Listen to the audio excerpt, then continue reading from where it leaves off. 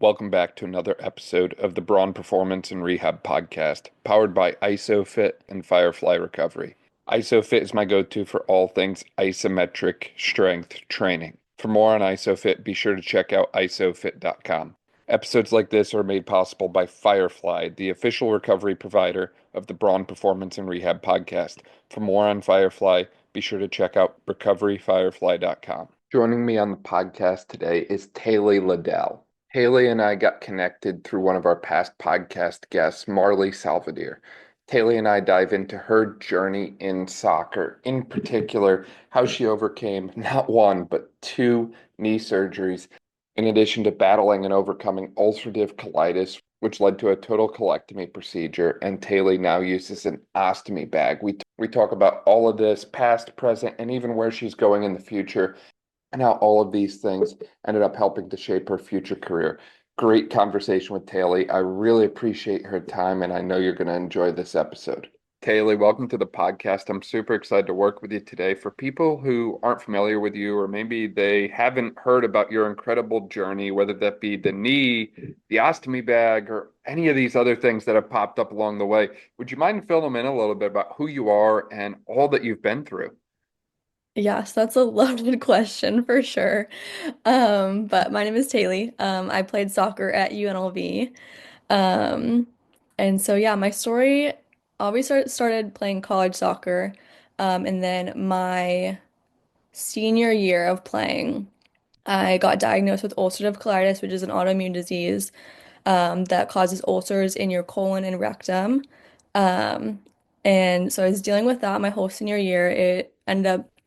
It was really, really bad. And just symptoms were really crazy, all of that.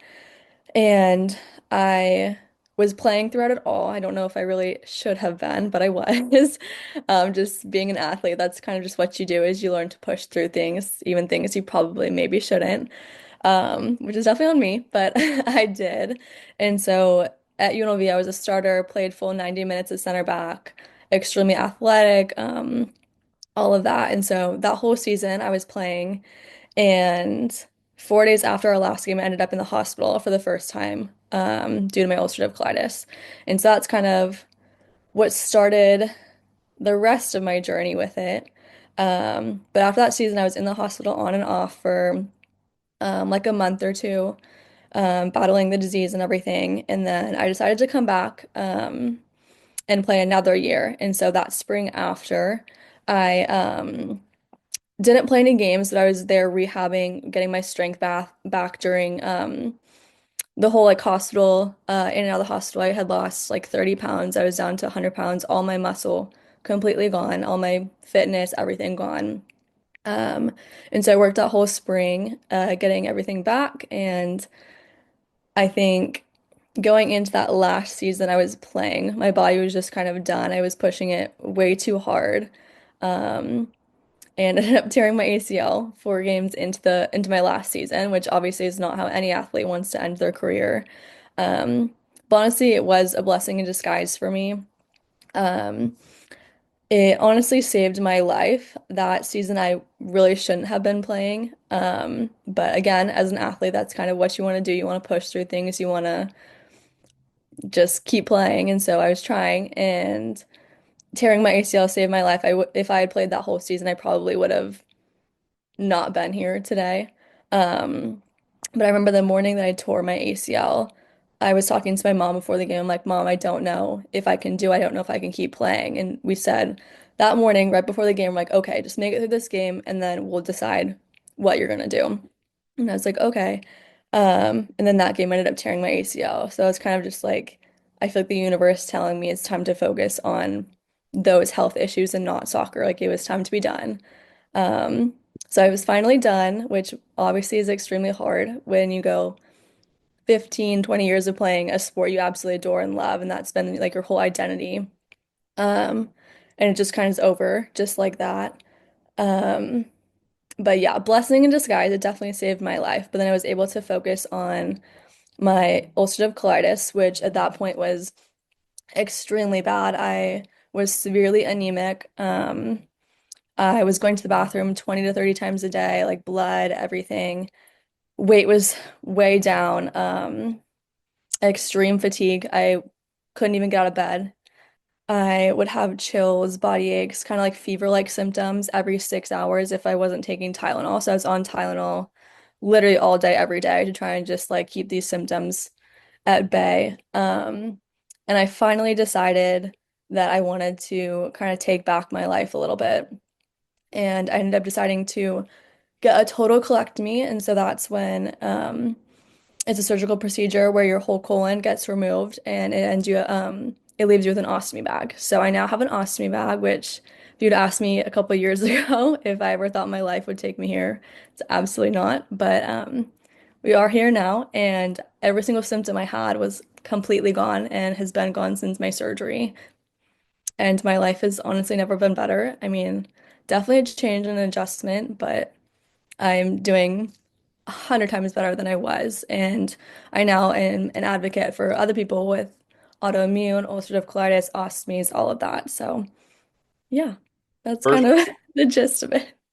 thank you so much for sharing all that, Taylie. I mean, what an incredible journey, crazy past few years that you have been on, for Yes. lack of a better way to put it that way. And all of this, by the sounds, happened out of your control. None of it was really on your terms, from my understanding, right? It Mhm, gradually came about, and you had to react and respond to the mhm, cards that life dealt you. And it sounds like in your case, it was really severe. mhm, If you basically couldn't keep yourself out of the bathroom, and, on top of that, you didn't really have the energy to do anything that you wanted to do in your day-to-day life that way. I think it's one of those things that a lot of times people hear diagnoses and conditions and they think, oh, well, I know someone that has that and it's not that bad. And mhm, it's like, just because you know someone that has it, that maybe it's more minor or moderate type of severity, doesn't mean that there's individuals out there that don't have the more severe versions that way. Different types mhm, of ulcerative colitis only really impact one area versus other people have it where it impacts the entire, colon tract that way, if you will. It really depends on the individual, if you will, but it's just one of those things that you never really know what someone is going through on the day to day. I mean, I even think about you mentioning that you were taking Tylenol every day. Personally, I hate to take medications.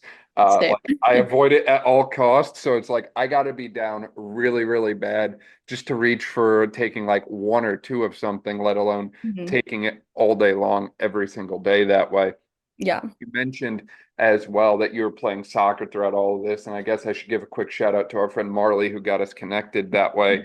Obviously, the life of an athlete is one that they know their career is going to end at some point, but they all have this kind of vision in mind of how it ends, or at least I did when I played sports, where I thought it was going to be like a senior night kind of thing, like happy memory kind of thing, and it was more of a, not necessarily on the storybook ending that I wanted, Mhm. is how sports ended for me. And it sounds like yours is pretty similar in the sense that, you didn't get to go out on your terms from sport. However, you didn't just settle for that. You still made the best of it and found ways to kind of make the most of the hand you were dealt, for lack of a better way to put it.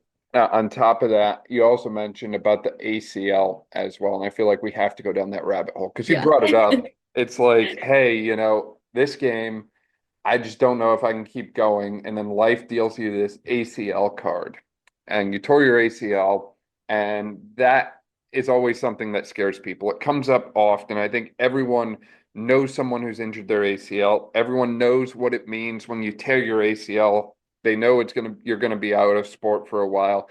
They know it's going to be a challenging rehab process that way. Walk me through kind of the, steps from just tore my ACL in final soccer game to where we're at today that way. What kind of things did you go through? What did the rehab look like?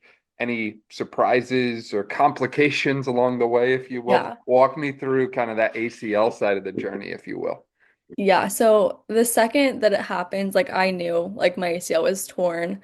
I never felt anything like that. I think anyone that tears their ACL like knows kind of instantly that that's what happened. And so I knew exactly then. I was like, I'm done, like my career is done. And obviously bawling, crying, tears, the whole thing. They took me back to our like athletic training area in the building, and my mom had ended up walking across or like around the field to meet. And I was just bawling tears. No one could like get me to calm down. I was like, why is this happening to me? Like so much has gone wrong, and I just like feel like it continues to go wrong. And the second she walked back, she was like, Tay, like, this is meant to, like, you're gonna be okay. Like, yes, soccer is important, but you have a lot going on right now that's more important than this. And she just like calmed me down instantly. I'm like, okay, you're right. Like, this was meant to happen to me. Obviously, didn't want this to happen to me, but that's just what we're dealing with, and that's what the path is leading me down. And so I ended up getting surgery. I think it was 2 weeks after that. So it was my ACL, and then I completely blew up my meniscus as well, like off the bone.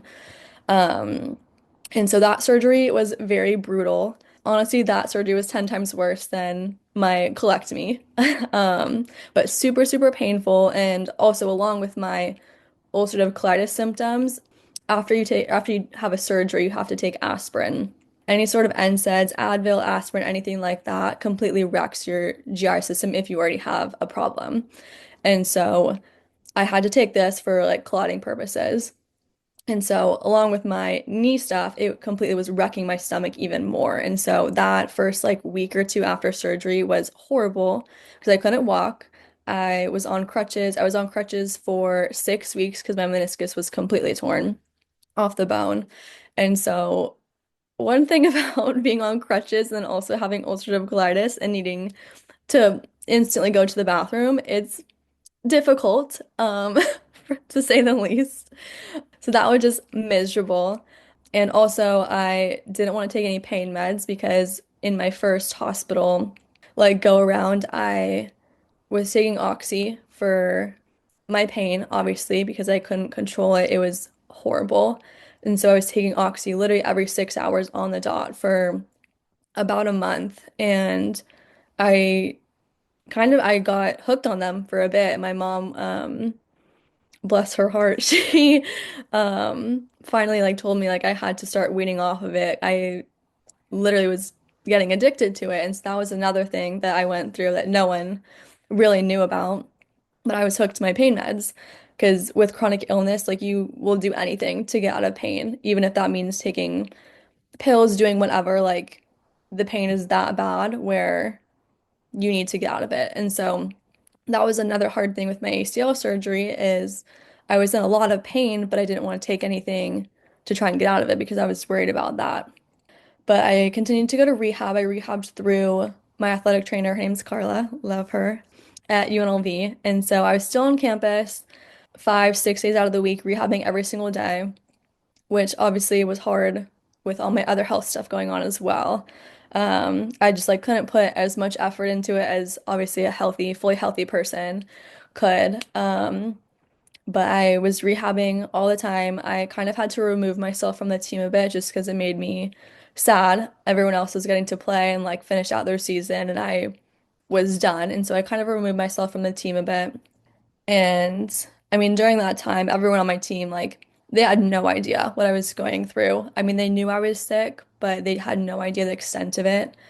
I am a more personal person when it comes to stuff that's like harder and problematic. I don't really share that as much. I've gotten better about it, but at the time I was like, I don't want anyone to see like the time I'm going through and how hard I have it right now. Like I don't want to like show I'm like weak, I guess. And so I literally no one on my team really knew the extent of it.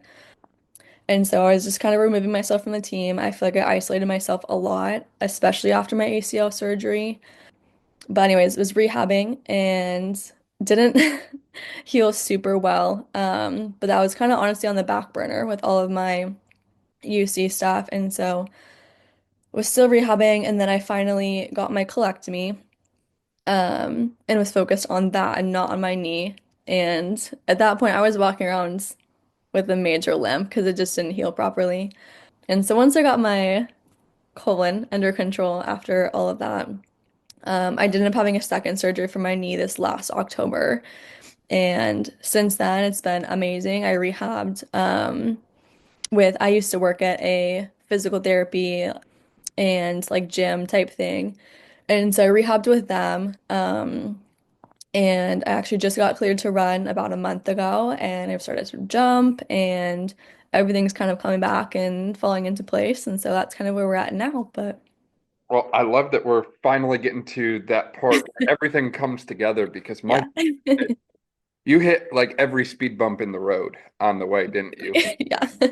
That's one thing that I think, just from a character standpoint, it speaks to your perseverance, if you will, and just your ability to get up and go at it day after day, even when life is just really freaking hard, right? It's like you're in pain, everything hurts, the knees all jacked up, and we've just got to keep grinding one day at a time.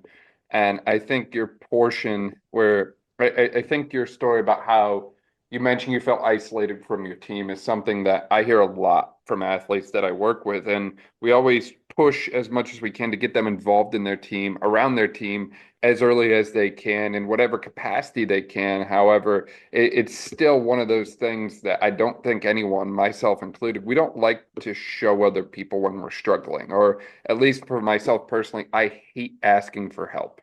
I just feel like I can handle everything. I can do it all myself. And I hate to ask anyone else for anything at all.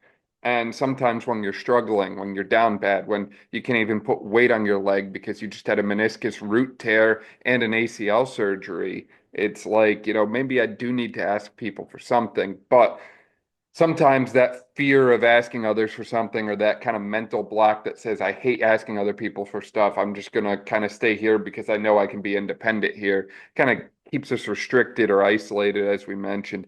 ACL rehab and obviously everything else that you went through as well cannot be done by one person. It cannot be done by just an AT or just a PT. I really wish the system would kind of reframe itself in a way that would provide individuals that are undergoing these things more than just physical rehab agents, whether that be through a PT or an AT or chiro or whoever.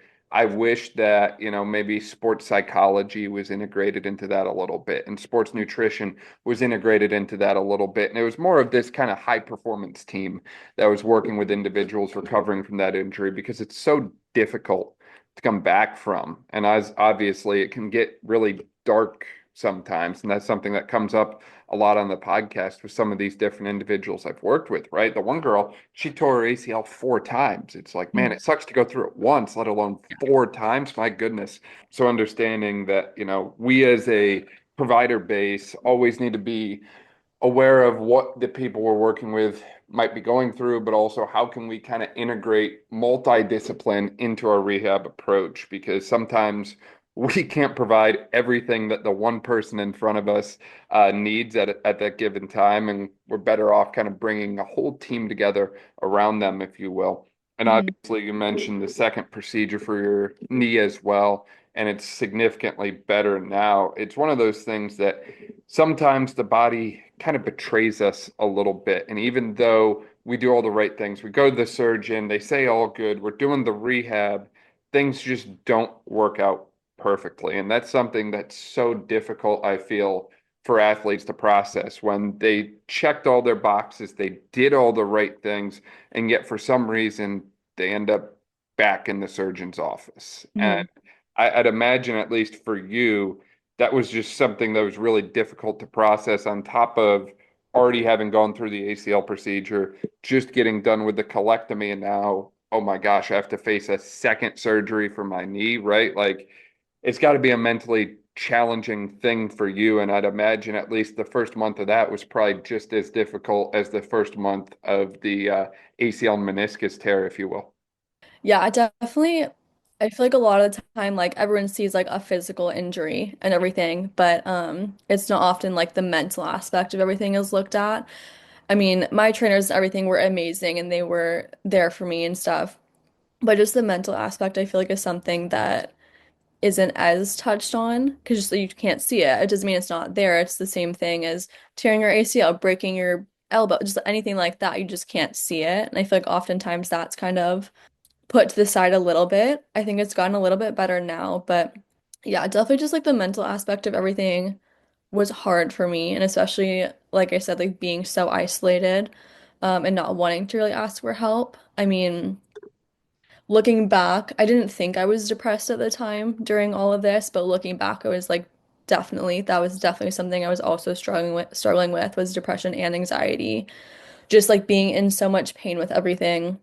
I mean, there was times like I was like, I just hope I go to sleep tonight and just stay asleep. I didn't want to like deal with what would come with the following day of being in pain and having to deal with everything that was like put in front of me that was challenging.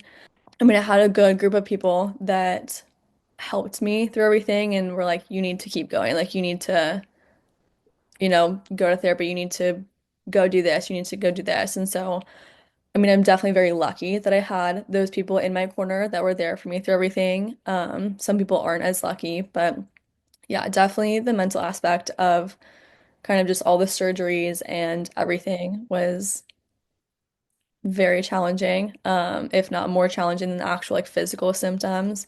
I mean, just like my anxiety that I would have about going out into public, that's majority of what kept me in bed and so just like isolated. It's just because I didn't want to like go out in public. I was anxious about having to go to the bathroom. I was anxious about my body aches, my chills, just everything that would like come with being out in public. And so it was coming to the point I literally wouldn't get out of bed unless it was to go to the bathroom, unless it was to go do anything like that.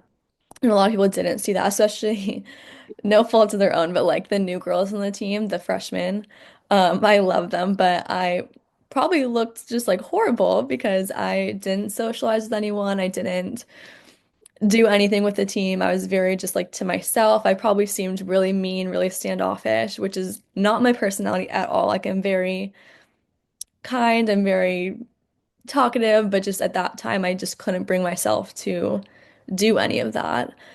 And so now, whenever I see people on the team and everything, and I am talkative, I am all of this, they're always like, oh my gosh, like you're actually like really fun, or you're actually really talkative. I'm like, yes, I am.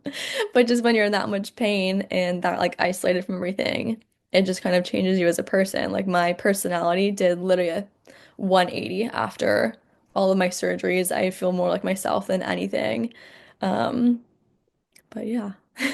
Yeah, no, it's crazy to me to hear the overlaps from your story about the mental struggles afterwards and some of the other individuals I've worked with on their mental struggles. And just like you mentioned about like just kind of questioning everything, not wanting to do anything. And obviously yours was a little bit more amplified because you had the ulcerative colitis on top of everything else. But just hearing this from so many other individuals, and on top of that, there's individuals that have never had any kind of GI issue before that start taking some of the heavier medications, like you mentioned, and now they actually experience GI upset because of the side effects of some of these, heavy pain meds that they're on that way, and then they have to take more meds to counteract those and so on that way. And it's certainly one of those things where it's such a trying time for the athlete.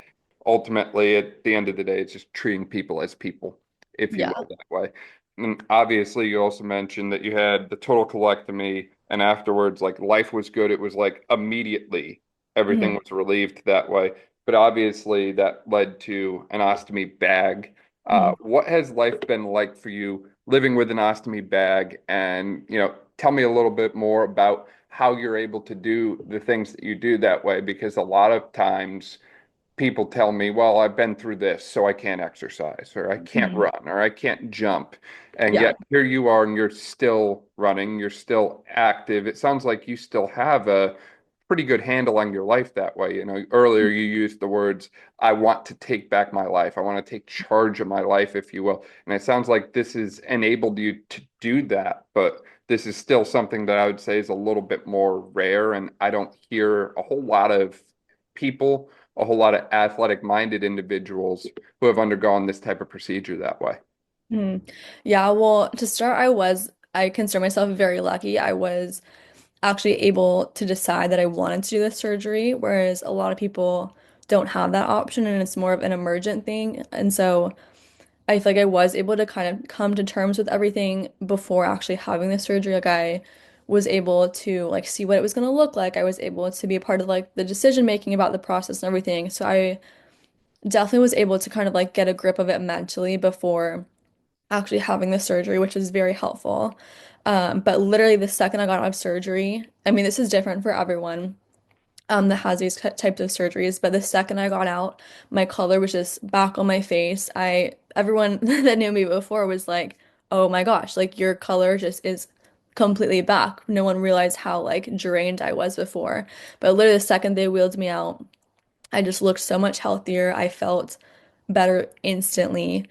And I feel like there's like a big misconception with having an ostomy bag and anything like that, that once you have that, you can't do anything or like you can't do certain things like swim, like work out, um, anything like that. And that's completely false. There definitely is things like you have to like be a little bit more aware of, but I can do literally any single thing like a normal person can. I can swim, I can work out, I can run, I can jump, I can snowboard, I can surf, I can do literally anything.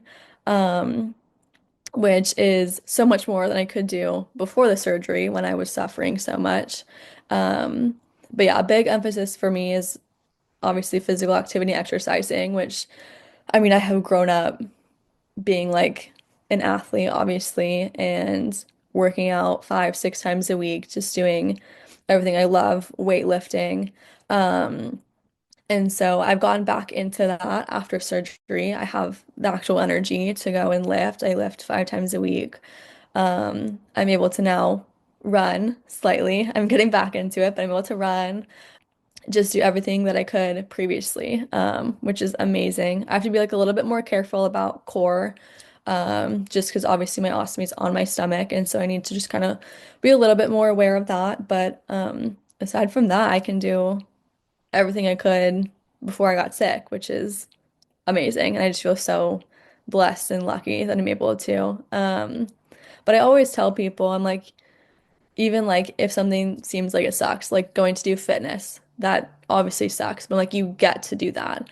And like there's so many people that would like kill to have the opportunity. Like it's just such a blessing to be able to like wake up in the morning. It's able because I couldn't visualize doing this stuff. I couldn't go for walks. So I'm like, you get to go on a walk. You get to go to the gym. You get to go do fitness. You get to go hang out with your friends. It's just like it's such a blessing. And I feel like a lot of the time people who are healthy take that for granted. I mean, I was one of them.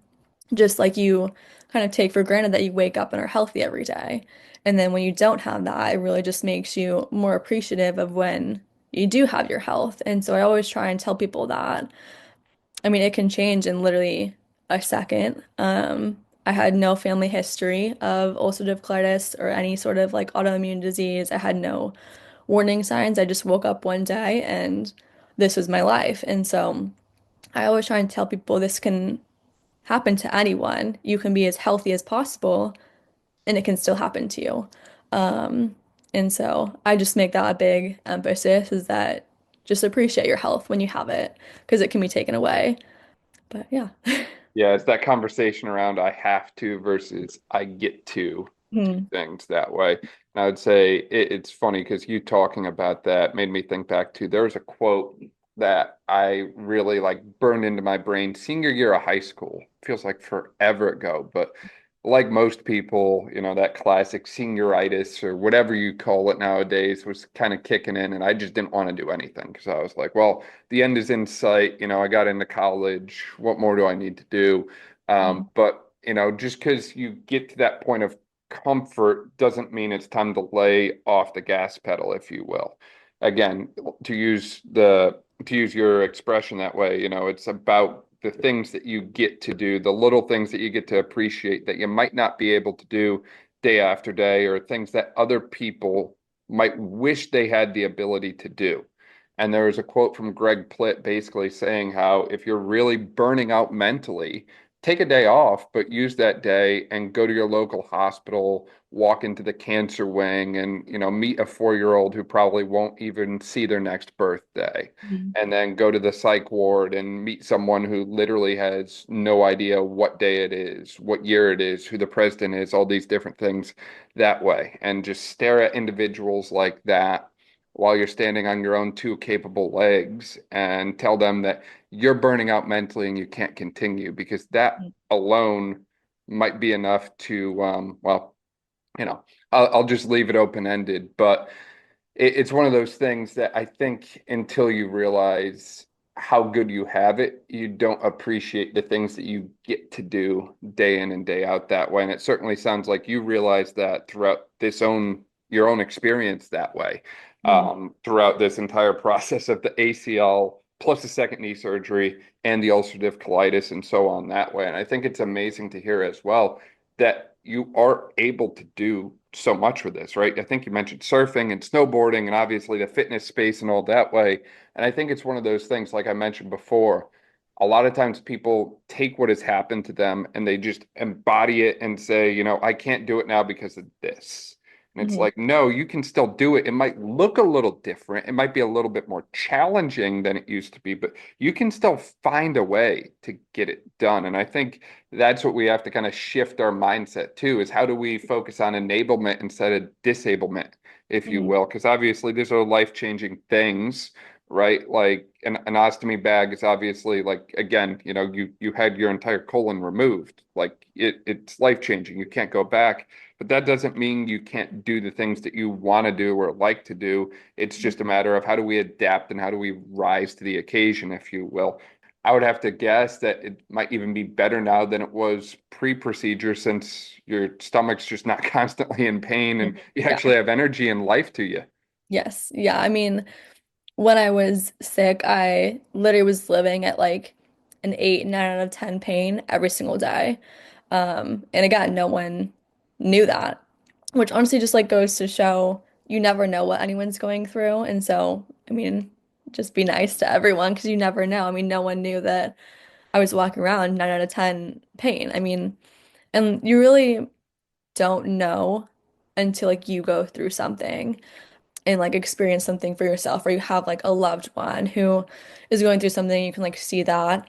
Um, but yeah, I mean, you just get to wake up and like do these things in life that a lot of time people take for granted. I mean, I remember the first day I got home after my colectomy. I was laying in bed that night and I just could not fall asleep because my mind was just turning about things I like was wanting to do the next day. I'm like, oh my gosh, I want to wake up. I want to go for a walk. I want to go get coffee. I want to go to Target. I want to go grocery shopping. Just all these things, like simple things, that I wanted to do, but I just couldn't do them. But people get to do them every single day. And so, yeah, I just remember that night I was just like wide awake, just like thinking about all the like exciting things I would get to do the next day just because I now could. Um, and so I kind of try and like do that every single day. Like, okay, like what can I do today that like just I can appreciate? Yeah. What other advice do you have for individuals who maybe going through something comparable to you? I don't know of anyone that's maybe going through ACL plus second knee surgery plus ulcerative colitis while also trying to wrap up soccer career all at the same time. But if someone's in a slightly similar situation or something comparable that way, what kind of advice do you have for them, or what kind of things do you feel like they should really take away from your own journey and experiences that way, Taylie? I definitely feel like rely on your support system. I feel like that's a big thing. It's just not trying to like bear everything yourself and kind of letting other people help you out. That's a big one. For me, it was really nice through social media. Before my surgery, I was able to reach out to people who were going through similar situations over like Instagram and stuff. I feel like no matter what you're going through, there's someone else in the world out there going through the same thing or something similar. So that was super helpful for me to reach out to other people and like kind of get some tips, some tricks, some advice, which I now do for other people. I am always on Instagram, like answering questions, reaching out to people, like that kind of thing.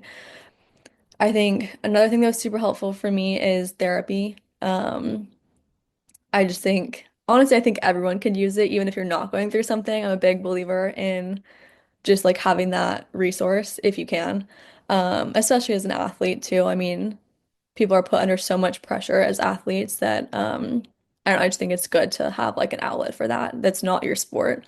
But yeah, definitely therapy. Yeah, I don't know, just reaching out to people. I mean, I'm always open to answer any questions that anyone has. So yeah, but just using your support system, I think, is a big one. What did your own support system look like during that time? Did you lean heavily on family or? Yeah, so I had family, and then I also have a girlfriend. Her name's Taylor. But I met her through my team, which is another blessing of playing soccer. But I mean, she did so much for me throughout when I was sick. I mean, my family did too. My mom was amazing, but they were also in California, and I was in Vegas at the time. And so I lived with my girlfriend Taylor. And so she was honestly my rock throughout all of it. She helped grocery shop, make dinners, drive me, like literally anything. Like she was there doing it. So that was incredibly helpful for her to be there for me. But yeah, that and just family. Um and then my friends, but you have to let them know that you're struggling in order to use them. Um but yeah, Yeah. definitely lean on them. No, definitely, definitely. And it's one of those things, it's always just a matter of finding who your person is going to be and then leaning into them and understanding it's kind of like a pendulum that swings back and forth, right? There might be a time where, again, I hate to ask other people for stuff, but there's Mhm. been times when I'm down really, really bad and my family helps me out a lot. But then I hope, or well, it ends up happening where opportunities arise for me to kind of lend the hand back and kind of return the favor to them, if you will. So it's Mhm. one of those things that the pendulum swings back and forth, and I've realized, at least for myself, and you've probably seen this as well, even though there's times that, they really suck when you're the one taking all the help, there's times when you can kind of turn around and give it back as well. Mhm. So Yeah. understanding that there's always an opportunity to give there's times where you have to take more than you give, but understanding you can't go through life with the catcher's mitt in both hands and you have to be able to throw stuff back. Mhm. Yeah, definitely. I mean, through everything I have learned to be a resource for other people, and kind of just give back to like the community that helped me through everything. Which is also why I decided to do nursing school. So I'm in the middle of nursing school right now, training to hopefully be an ostomy nurse to help people go through the same thing, which is a little bit of a like niche specialty, but that's what I want to do. And so I do think everything happens for a reason. I would have never gone the direction of healthcare and the way that I'm in now if I hadn't gone through everything. So I'm just a big believer that everything happens for a reason, and I think you can make the best about hard times. And I'm just excited to like share my experiences with people who are going through the same thing. And I think it can be a big help in that respect and kind of just give back to the people who helped me when I was really sick and in pain. So. 100% agree. I love that, Taylie. I love that mission, and I love how you're taking what has happened to you and using it in a way to uplift others and improve the lives of others around you that way. That's absolutely incredible. For people who want to reach out, or maybe they want to find out more about you online and that sort of thing that way, where can they find you at? Usually Instagram. I post a decent amount on there, just pictures like with my ostomy and stuff, and I have like a little like we call it the ostomate community, with people who have ostomies and everything, and they're the best group of people I've ever come across. They're just so kind, caring, just amazing people. But yeah, Instagram is probably the biggest one for me. I'm very open about everything on there, and posting pictures with my ostomy and all of that. Because I do think it's also important, especially for women, but also, I mean, just anyone in general. Just like the body image aspect about having an ostomy, it obviously is a change. Um, and especially with me being an athlete, I did put a lot of value into how my body looked, how my muscles were, how fit I looked, all of that. And so having an ostomy, I kind of had to like rework my vision of like what I wanted my body to look like. And I mean, obviously, I still work out, I still do all that, but definitely it is an adjustment having like a medical device on your body. But in my eyes, I'd rather just live my life and kind of own having the ostomy and just kind of have it out to the world essentially than try and hide it and maybe get like experiences taken from me just because I'm like nervous or scared about other people and how they're going to react to it. Um, so I also try and do that for people, and get them to kind of come out of their shell with it. I don't think it's something to be embarrassed about. Obviously, understand the like self-conscious, that kind of thing that you can be with it. Because I mean, it is a change and it is, you do look different than other like normal average people. But I just, in my opinion, I don't think you should let it stop you from doing what you want to do. Because again, you only get one life and you shouldn't let other people and their opinions ruin it for you. So, and like I said, anyone can become sick or disabled at any second of the day. And so you just never know if and when that can happen to you. And so I just think you just got to own it. 100% make the most of every opportunity and not be ashamed of who you are or what you've been through that way. You know, there's something about all those scars that you go through and pick up throughout life that way that kind of become part of your story that way. And I don't wish hard times upon anyone by any means. However, I do realize that, you know, the effects of hard times tend to make you who you are that way. And obviously, you wouldn't be who you are today. And maybe you wouldn't even be in nursing school had you not gone through this whole crazy journey that you've been on here, Taylie. Yeah, no, definitely. I feel very lucky. I feel like when I tell people that, sometimes they're like, what do you mean? Like, you've had kind of a horrible time in the past, like 4 or 5 years. But I do feel very lucky. I think it's given me, one, like the tools to help other people in a bunch of different aspects. I mean, that's only a small part of my story, but I have been through a lot. And I feel like anyone that is going through something, I can help them on some sort of level. And so I feel very lucky about that and just lucky I get to be here and be alive because there was times when I didn't want to be. I didn't want to be here anymore and I just kind of wanted to be done with everything. But yeah, I just feel very lucky and blessed to be here and just get to live my life. I'm glad you're here, Taylie, and I really appreciate you taking the time out of your weekend to share your journey and story with us. And again, just huge respect to you and just all the things that you've been through and the life that you are currently now living that way. You're an incredible person, and I really appreciate your time and the ability to connect with you here. Yes, thank you for having me.